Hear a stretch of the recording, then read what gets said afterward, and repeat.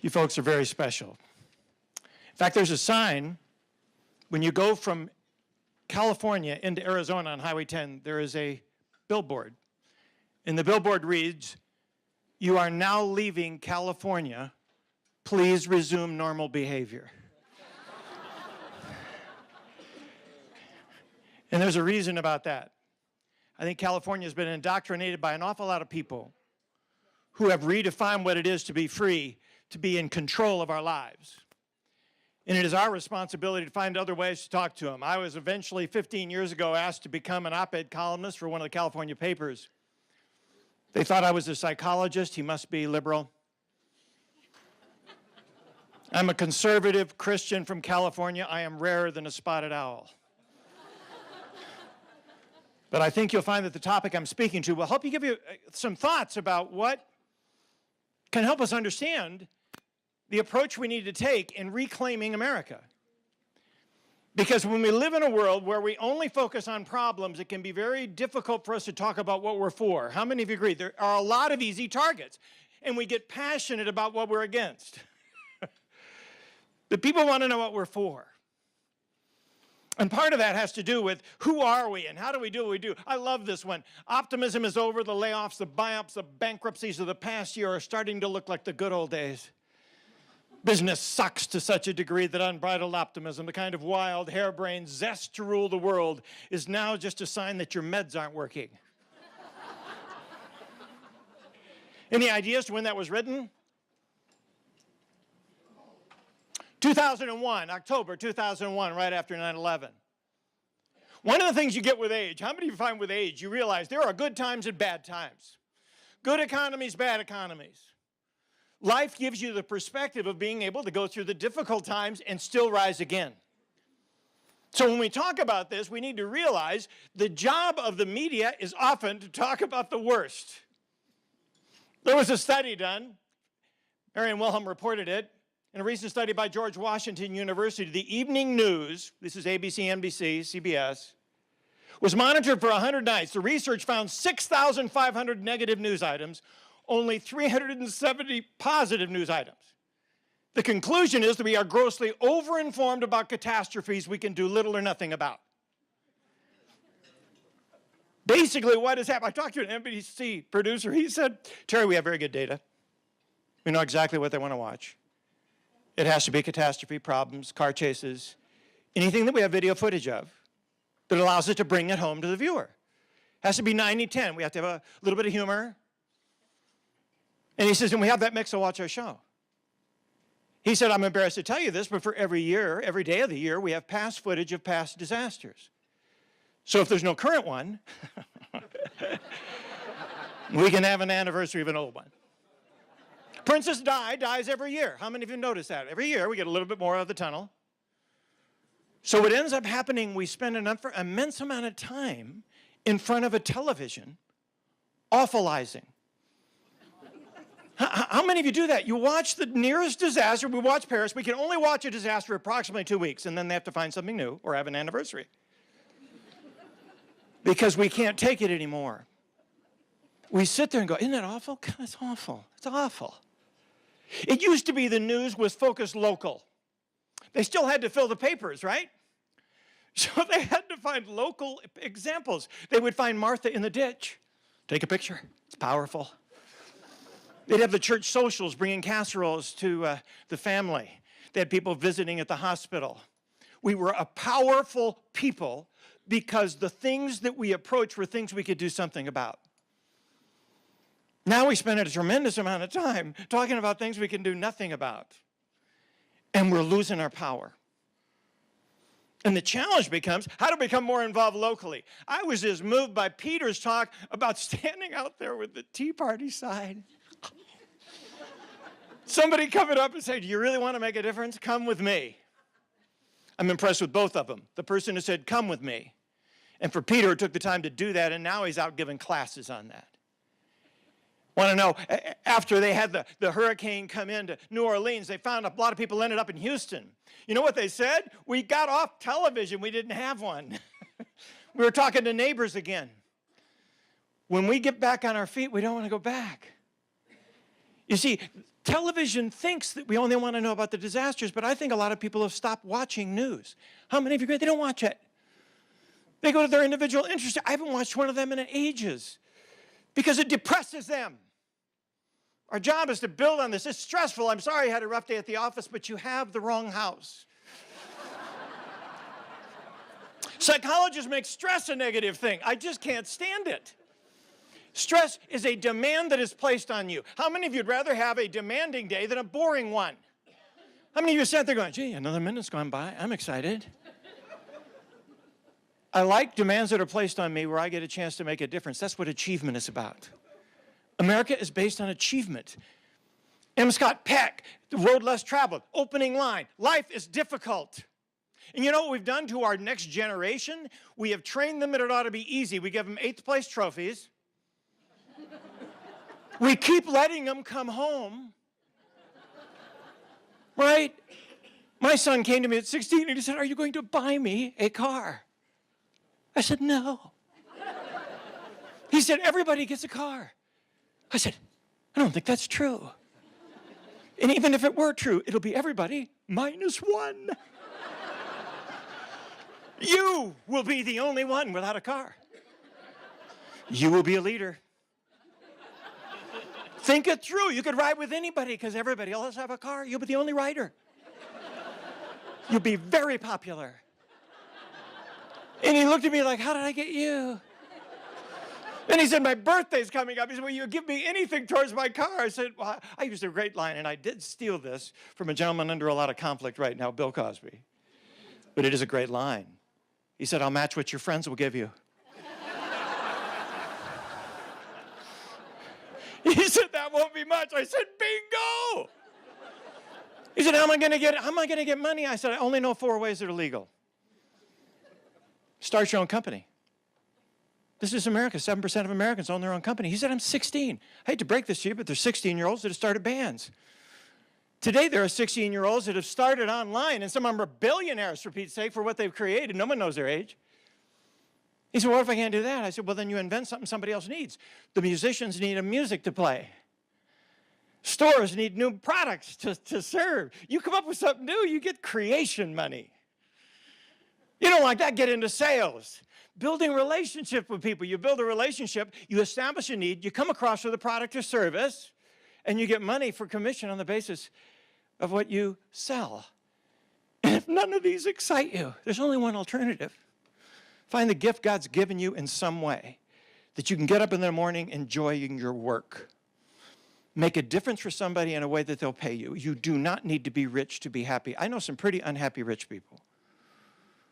I'd rather have a meaningful job, make a difference, and here's the final little secret. No matter how much money you make, save some of it. So you want to buy a car. You don't come to me. You invested in the wrong CDs. You will have music all of your life, but you have no money. How many agree disappointment is a part of life? We should be disappointing our children more. It creates the motivation for them to leave. And as a result, finally, my son, after 3 months, came to me and said, I want you to know what I'm going to do to get my money. I said, what are you going to do? I'm going to write a book. You've written books? I felt like saying, you know, it'd be nice if you start with a term paper. Maybe charge $0.25. But I didn't want to say that because I'm a positive guy, and besides, he's my only child, and I wanted him to leave. So I said, how are you going to make your money? What's the book? He said, Favorite Family Lectures. You have given me so many lectures, and some of them are funny, and I don't think parents know what to say anymore. And besides, they're too busy. They're working so hard, they don't have time to lecture. And this way, they could just give them the book and go read 42. They'd read it. They'd be in the room. It'd be something to do. I said, that'll probably sell. Then he said, why don't you write it with me? Then we get on the talk shows and stuff because it'll be father-son team. And I said, no, I've seen this. I'm the compulsive one. I write the book, you get the money, ain't going to happen. He says, no, I'll do it. He was not doing well at school at that time, but when you find your passion for what you want to do, we spent 3 years. He interviewed 1,000 teenagers. He came up with a book that was entitled Secrets of Life Every Teen Wants to Know, sold 10,000 copies of a self-published book, and got his car.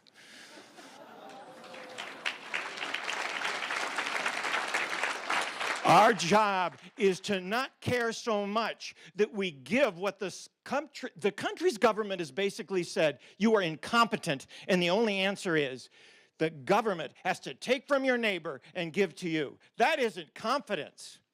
That's the nanny state that creates the kind of imposter feelings that causes people to vote for somebody like Obama because they don't believe they can do it themselves.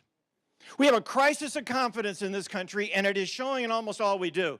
Neil Postman, we have a nation that has a constant need to be entertained, a short attention span, and an inability to look at anything in depth. Oh, that's frightening.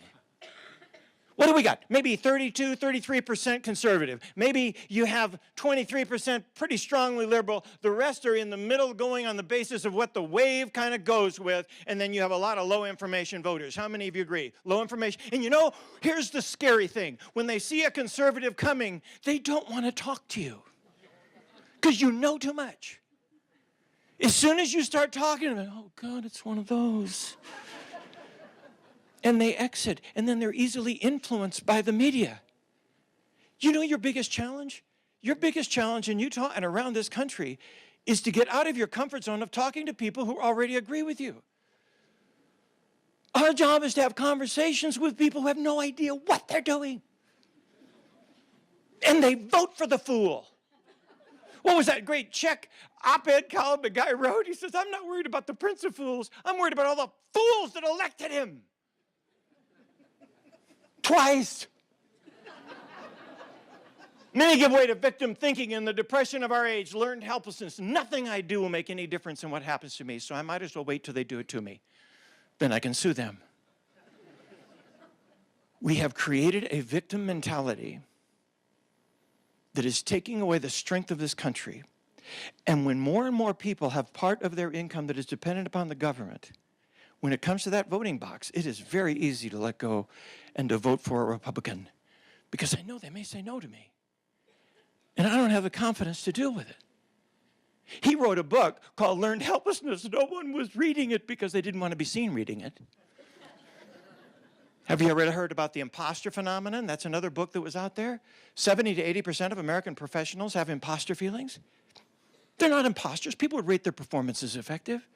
But inside, they say to somebody, if anybody found out how much I don't know about what I'm doing, I would be in deep trouble. So at least I better dress for success. I should look good. You know what concerns me? The 30% who think they know what they're doing. How many of you have been in meetings where you had no idea what they were even talking about? How many of you have been there and you say, what? And you see some really bright-looking people taking notes. How many of you see, oh, they're taking notes, that's good. So then you go to the restroom where most significant meetings occur. Women, you have more time in line, so you're just sitting there. That one was taking notes. What was that guy talking about?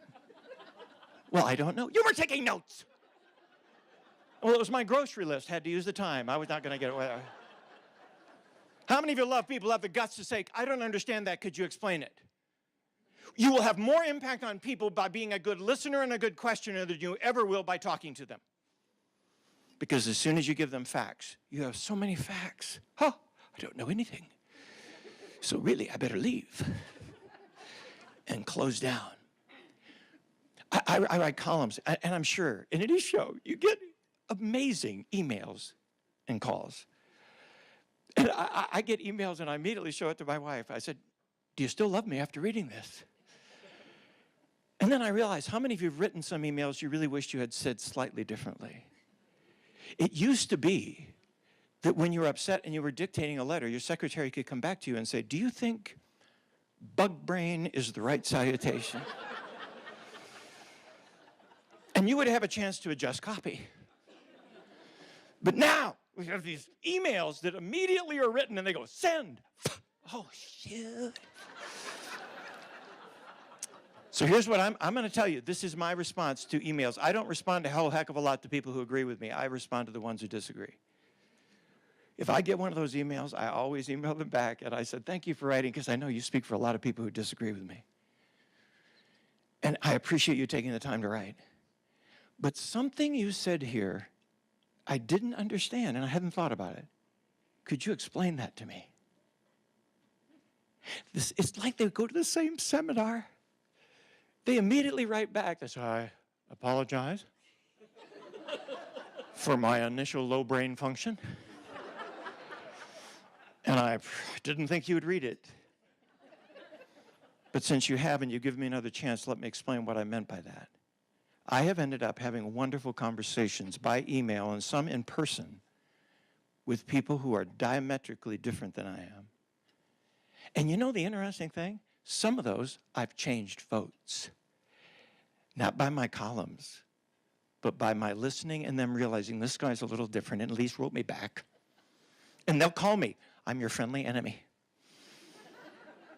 But then they started reading what I wrote. Because most people read to disagree instead of read to understand and establish clarity. Our job is to realize, aren't you glad you live in a country where we can disagree? We passed the public square test where you can say something critical of Obama on a sidewalk and not be killed. This is good. All right, so in that kind of environment, we better be very thankful about the gift and the freedom that we have. I forget, I think it was Al who talked about, let's not legislate too many things that are God-given freedoms. Because as soon as you do, the courts and everybody else gets in the midst of it, and then we end up with major messes, like the education process. I loved his analogy of that. Every mistake was more employees. More employees. More employees. And the end result, you see, you want to know what brings optimism?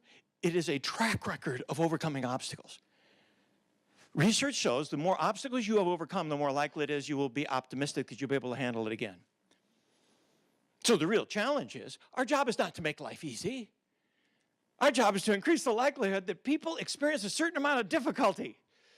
Franklin, all our founders knew you don't give all these things to people. You let them earn it.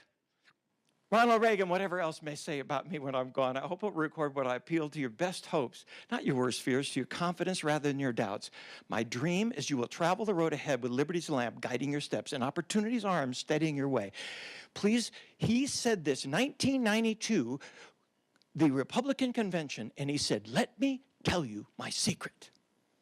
And this was it. You see, the real power of America does not come in Washington. It doesn't come here in Salt Lake City. It comes from the people who make things happen.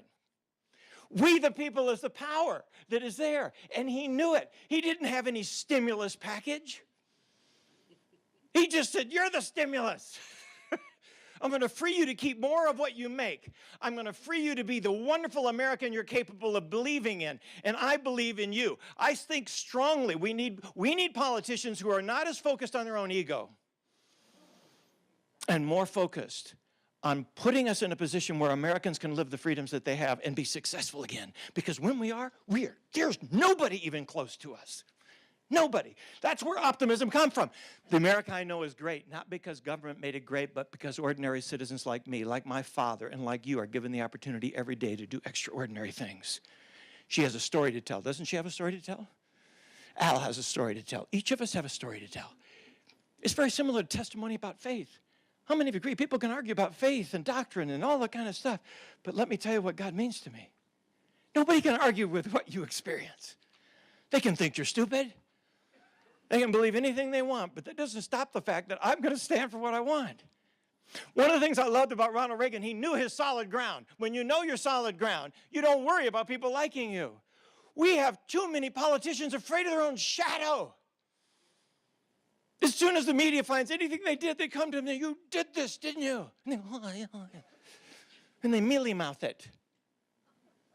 You know what they do with Ronald Reagan? You know what he would say? They'd come to him, they'd find something. They'd say, you did this, didn't you? And he'd say, damn right, and I'd do it again. And the media would go, oh, find another one. That isn't working.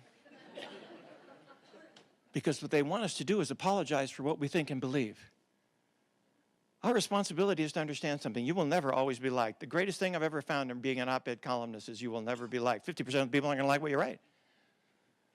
When I present, everybody loves what I present on. They love it. I get great accolades and everything like that. But when I write and when I stand for what I believe in, what ends up happening is going to upset people. But I have found something else. I can survive that.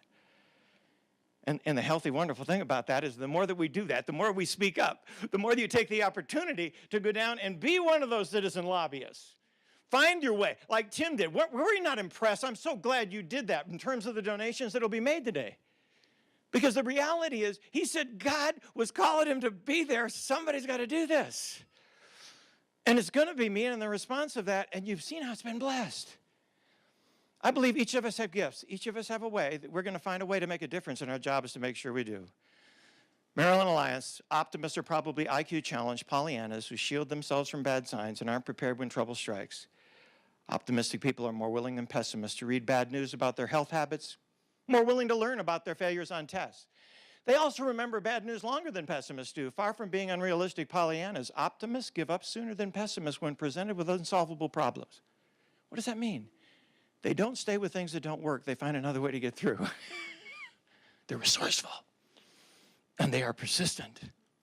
They're the kinds of people that when they get a cancer diagnosis, they are reacting to that cancer diagnosis. They go home, find out as much information as they can. Then they come back to that doctor, and I said, I looked at the research. 5% of the people survive this. I want to be one of the 5%. What do I do to make it more likely I am? And it's the same thing with citizens. Why will America come back to conservative principles? Because we are the doers. We're the people who get busy making America work. And we're getting tired of them taking from us and giving to people who are not contributing. If Mitt Romney, when he had that video that showed that 50% of the people were takers or something like that, and when he was confronted by that, had just said, you're damn right, and I'd say it again. Because I know some of those people don't want to be there. America is the land of opportunity. And we are selling dependence from Washington. And what I'm selling is regaining the American dream and the ability to make that happen. Our responsibility is to gain confidence. You know what we ought to do? Challenge the NAACP. The GOP conservatives will match you dollar for dollar if you put commercials on where we capture Americans of different minorities making America work and being successful in what they can teach the rest of us. Because I don't have, how many agree? They always ask, what's your special program for this group? The Constitution says nothing about special programs. And you want to know something? Every American we treat, I don't care what your race is, I don't care what your gender is, I don't care where it is, I want you to be successful. And we should be telling their story. We've got great stories. How many great stories what penetrates? That's why Ronald Reagan had up on the balcony for the first State of the Union that did this, he had his gallery people where he could tell the story. Why? When was the last time you went to a meeting and you came back from that meeting and said, you know, that graph really moved me.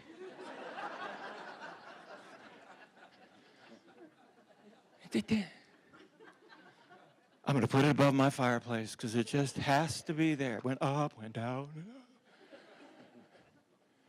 It's the story behind the graph. And you want to know something? I think America's finally getting sick and tired of what has been happening in the last few years, and they want to take this country back. Our responsibility is to get out of our comfort zone, talk to the people who need to hear why we believe the way we believe. And I don't lecture people. I don't overfact them. What I want to do is talk about what it is to make a difference. And once we realize that, and once we realize they're part of the answer, I believe we're going to have an awful lot more people voting with us as we reach that next election. I believe this next election is ours to lose. And we will lose it if we are only focused on what we are against. The only place that perfect people exist are educational movies and campaign ads.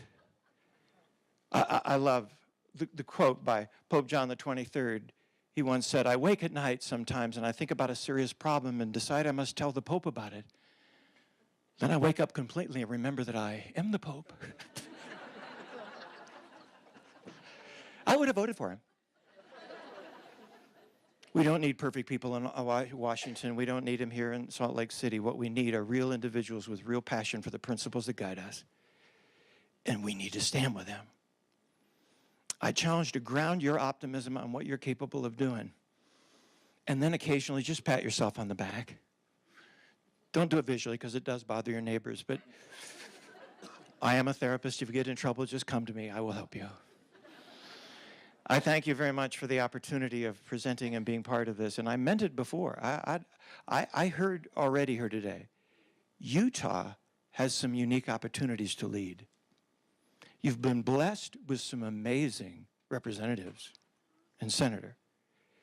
I think it is our responsibility to feed them all the support they need so that we start a wildfire. Because I believe when we do, liberty will shine. People love it when they have the confidence to make it happen. Thank you very much for letting me be part of your time. Thank you.